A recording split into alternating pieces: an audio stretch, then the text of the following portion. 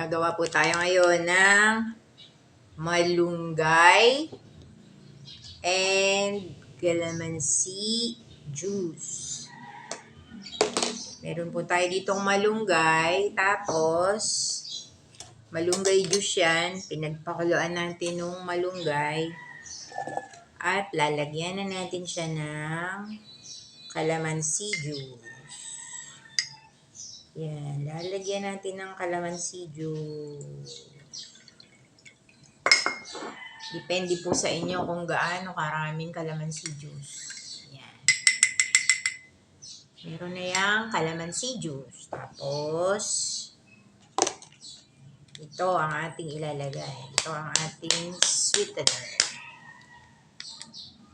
Yan. Titikman natin kung ano ang magiging lasa.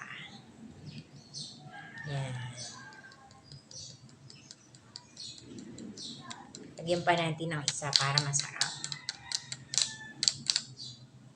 Huwag lang basta tubig po ang gamitin ninyo sa inyong juice. Gumamit tayo ng calamansi juice at saka malunggay juice or malunggay tea. Yung malunggay, pakuluan nyo po. Pagka po kumukulo na yung malunggay sa loob ng 5 to 7 minutes, po pwede na po yun. Tapos, hahanguin na po natin. Pagka po nahangunan natin, ilagay na natin sa mug. Tapos, po pwede na nating haluan ng ating calamansi juice or yung lemon juice. Kung ano ang available sa inyo, pwede. Calamansi juice or lemon juice, pwede.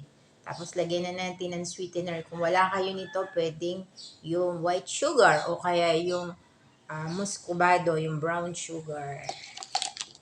Yan, maganda to pagka sa tanghali, sa hapon, bago kayo matulog, or sa umaga, lalo na sa mga sinisipon. Masarap. Kaya lang, dagdagan pa natin ng calamansi juice para mas maasim. Dagdagan natin ng calamansi juice. Depende po sa inyo. Kung gusto nyo mas maasim, mas dagdagan pa ng calamansi juice. Kung ayaw nyo naman ng sobrang asim, nilahat ko na ang calamansi juice. Yan. Ito na po siya. Yan. Malunggay and calamansi tea. Yan. Try po natin. Masarap. Masarap siya. Yan. Mabuti po yan sa mga sinisipon, sa masasakit ang lalamunan, lalo na pag hinaluan po natin ng luya. Inom po tayo. Inumin na po natin ang ating malunggay and calamansi tea.